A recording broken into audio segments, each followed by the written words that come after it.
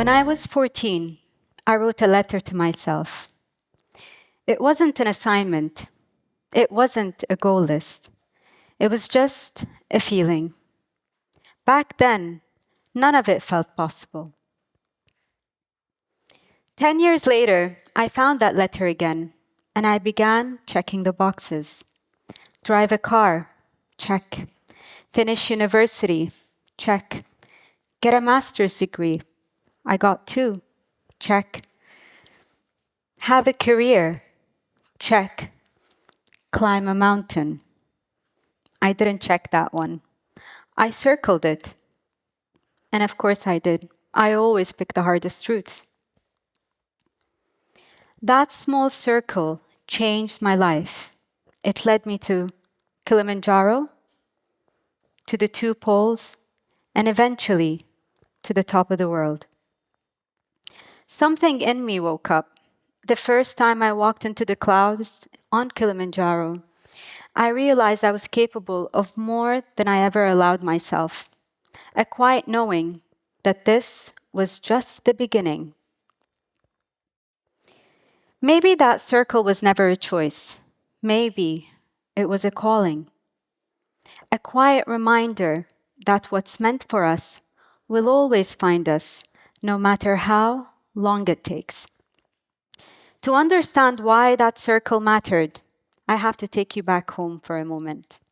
I grew up as the only girl in my family. My brothers and I, we were a team. We moved together, we fell, we stood up again. Inside our home, I felt equal. Outside, the world didn't always agree. My mother would say, boundaries begin in the mind. Before you break them in the world, you have to break them within yourselves. And my father, my biggest supporter and my loudest skeptic, would shake his head and say, "You're crazy." And then call the next day and say, "So how high this time?" He taught me that love sometimes means letting go, and purpose asks the same, especially of comfort. Because people often see privilege when they look at me. And yes, I have been blessed, but comfort is not purpose. True freedom for me wasn't about doing anything I want. It was choosing what matters and standing by it. In the quiet strength of saying what I felt and of trusting my voice enough to follow it. Real freedom isn't about doing everything. It's about trusting the path already unfolding. Because faith always begins where certainty ends. The first time I said, "No, I disagree," my hands shook, my heart raced, and I realized sometimes growth feels like fear leaving the body. And that trembling honesty was the beginning of my freedom. That's when the mountains started teaching me. When I first started climbing, I thought mountains were challenges to conquer. But they became mirrors, showing me everything I carried: fear, strength, hope, belief. At first, the silence terrified me. Then it became peace. Because in that silence, I could finally hear what was mine to do. And when doubt comes back, I would turn around. I look at the footprints behind me. Every step that once felt impossible, that's usually enough for one more step. In 2022, on Everest, I reached that circle dream. It wasn't triumph I felt, it was stillness. The summit wasn't an ending, it was a reminder that the real climb is everything before and everything after.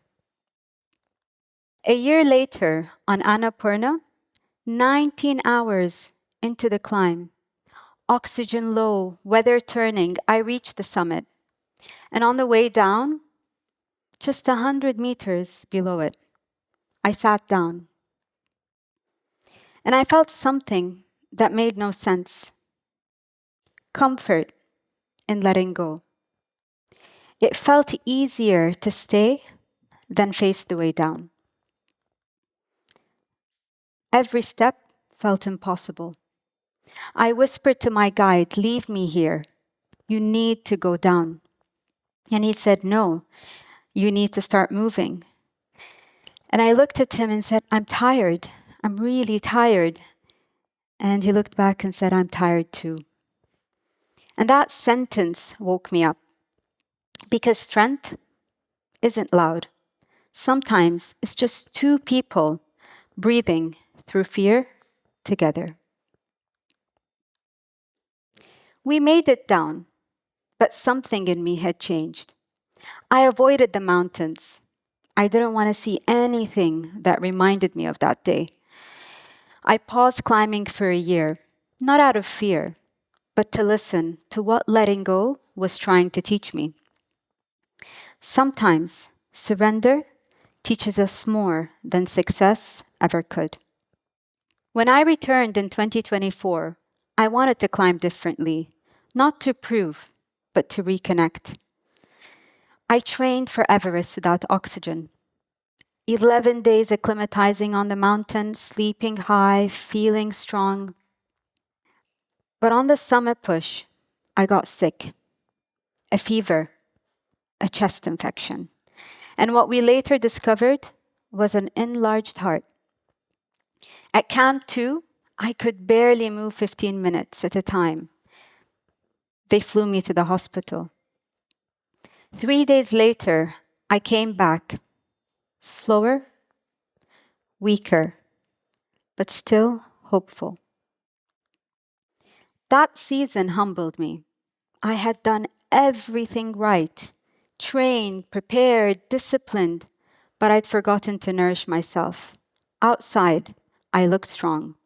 Inside, my body was shutting down. At Camp 4, 8,000 meters, I ended my expedition. For the first time, stopping felt brave. The next morning, I woke up calm and asked my guide, "Can we do Lhotse instead?"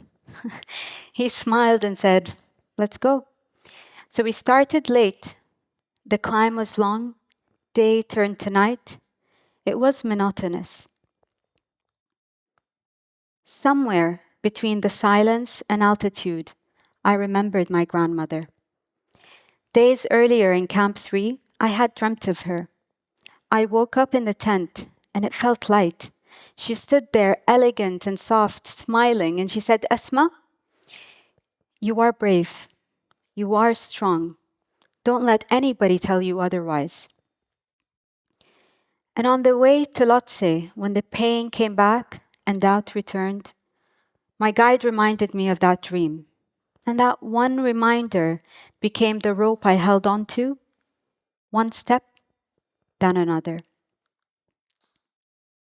My grandmother never saw mountains, but she climbed her own.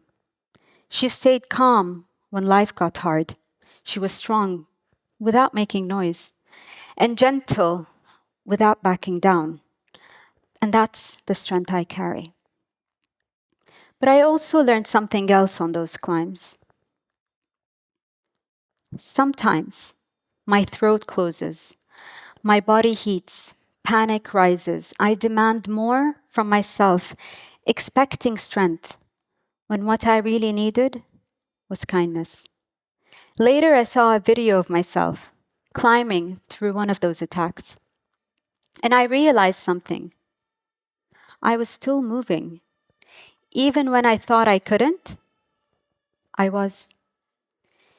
The hardest climb was never just on the mountain, it was within me. So now, when I feel it coming, I ask my guide to rope me up. We move slowly, one step, one breath, until the panic fades. Courage isn't being fearless. It's learning to move through that fear and trust that you can. And funny enough, a 5-year-old showed me how it's done. One day, my niece sent me a video and she said, "Look, I am brave and strong like you." She was climbing across the monkey bars, small hands gripping, legs shaking, and I smiled through my tears because that's what courage looks like. Not perfect, just willing. And that's why I climb, to keep finding that version of myself. When I see girls, I want them to see that too, not at the summit, but at their first step. Because every step into the unknown is a return to who we already are.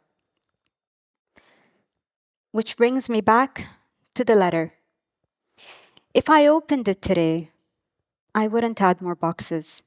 I'd add one promise: to keep walking into the unknown with humility, with faith, and with heart. Maybe the unknown isn't emptiness. Maybe it's mercy. Mercy unfolding quietly when we're ready to receive what's meant for us. After all these climbs, I've realized that the unknown isn't something to fear. It's where we finally meet ourselves again and again. And as I stand here with you, I know my journey isn't finished. The mountains will keep calling, but it's the unknown that will keep me climbing. And I'm still learning, still becoming. And if there's one thing I've learned from every fall, every failure, every fear, is this: we are all climbing something. And the moment we stop waiting to be ready and take that first step anyway, that's when life begins to open. Because every step, even the uncertain ones, is guided. And what's written for you will always find you the moment you move toward it. So if you remember anything from my story, let it be this: the summit isn't where we prove who we are, it's where we return to it. And the courage to begin is already in you. Thank you.